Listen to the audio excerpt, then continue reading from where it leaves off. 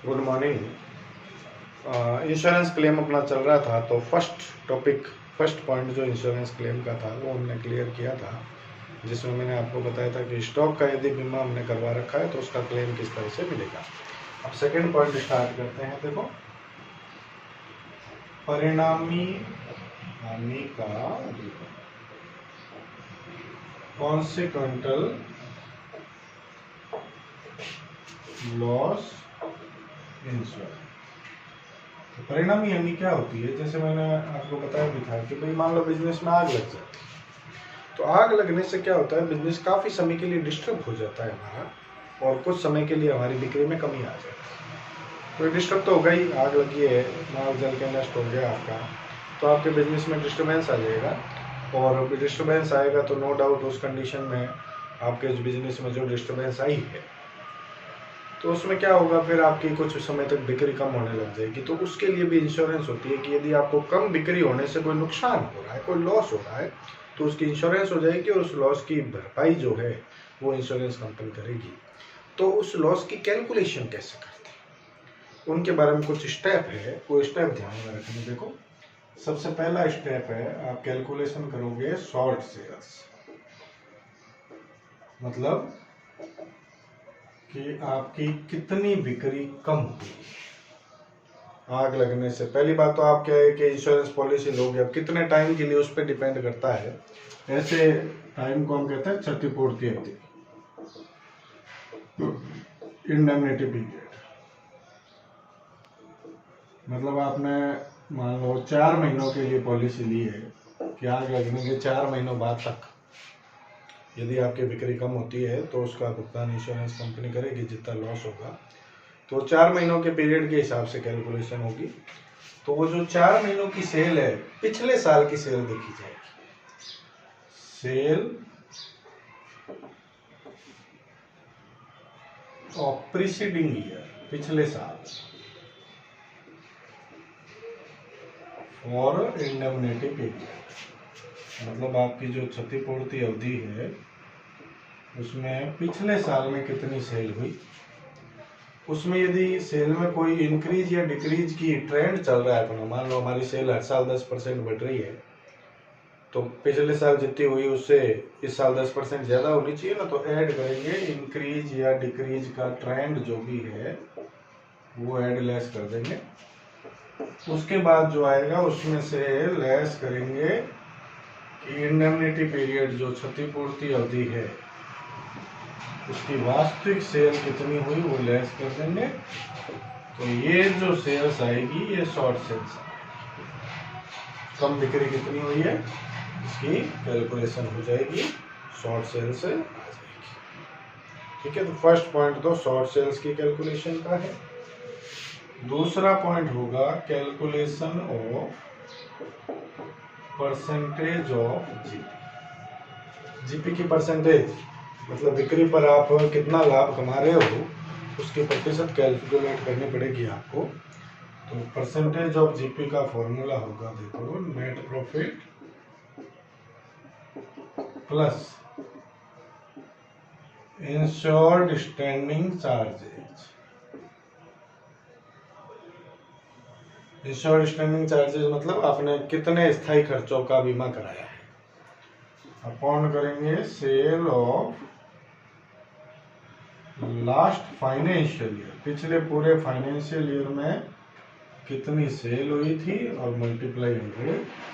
तो ऐसा करने से जीपी की परसेंटेज आपके सामने आ जाएगी। थर्ड नंबर पे कैलकुलेट करेंगे हम कैलकुलेशन ऑफ लॉस। लॉस कितना हो अपने को, तो शॉर्ट सेल्स को जीपी की परसेंटेज से मल्टीप्लाई कर देंगे तो लॉस आ जाएगा short sales multiply percentage of GP. तो ये 3 पॉइंट तो मेन पॉइंट है ही। इसके अलावा अब ये देख, जैसे मैंने आपको औसत वाक्य के बारे में बताया था कि औसत वाक्य कब लागू होता है, जब जितना इंश्योरेंस करवाना चाहिए उतना इंश्योरेंस हमने नहीं कराया है, तो फिर औसत वाक्य लागू होगा और इंश्योरेंस कंपनी पूरा भुगतान अपने को नहीं देगी। तो कितना इंश्योरेंस करवाना चाहिए उसके लिए हमें पॉइंट बनाना है insurable amount. Calculation of insurable amount, मतलब हमें कितना इंश्योरेंस करवाना चाहिए था उसकी कैलकुलेशन करेंगे। तो कैसे करेंगे, जिस दिन आग लगी है उससे जस्ट पहले के 12 महीनों की सेल हम लेंगे। जिस दिन आग लगी उससे जस्ट पहले के 12 महीने, sale just before 12 months from the date of fire। आग लगने से जस्ट 12 महीने पहले की बिक्री लेंगे। उसमें यदि इंक्रीज डिक्रीज का कोई ट्रेंड है उसको एड लेस कर देंगे, ठीक है ना। तो ये जो आएगी इसको हम कहेंगे एडजस्टेड सेल्स। अब हमें इंश्योरेबल अमाउंट निकालनी होगी।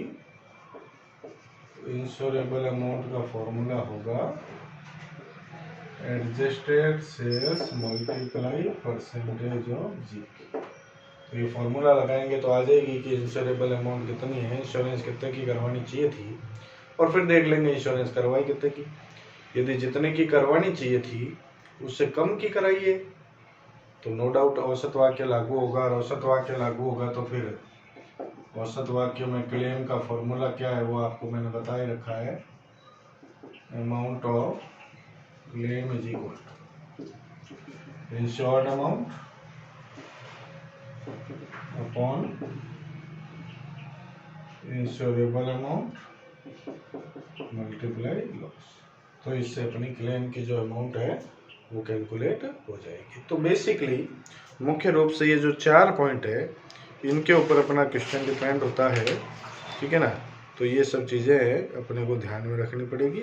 इसके अलावा यदि कुछ बढ़े हुए कार्यशील व्यय है, अब ये बढ़े हुए कार्यशील व्यय क्या होता है, जैसे मान लो आग तो लग गई, चलो कोई बात नहीं, आपको बिक्री का नुकसान भी होने लग गया, लेकिन आप बिक्री बढ़ाने के लिए प्रयत्न तो करने पड़ेंगे ना। आपको कोशिश तो करो कि बिक्री कैसे बढ़नी है, उसके लिए कुछ खर्चे करने पड़े तो करो। उस खर्चों का भुगतान भी इंश्योरेंस कंपनी देगी। तो कितने खर्चों का भुगतान देगी, तो एडिशनल वर्किंग एक्सपेंसेस नाम से एक पॉइंट बनाएंगे।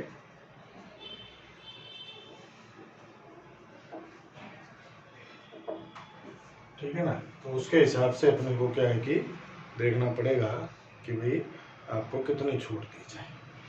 तो जितनी इसमें 2 पॉइंट बनाएंगे। देखो, एक तो खर्चों के कारण से जितनी सेल में इंक्रीज हुई है और उस पर परसेंटेज ऑफ जीपी लगा देंगे, मतलब वास्तव में जितनी आपकी सेल बढ़ी है उसके ऊपर जीपी की परसेंटेज लगा के कैलकुलेट कर लेंगे कि भाई आपको कितना बेनिफिट हुआ उससे, ठीक है ना।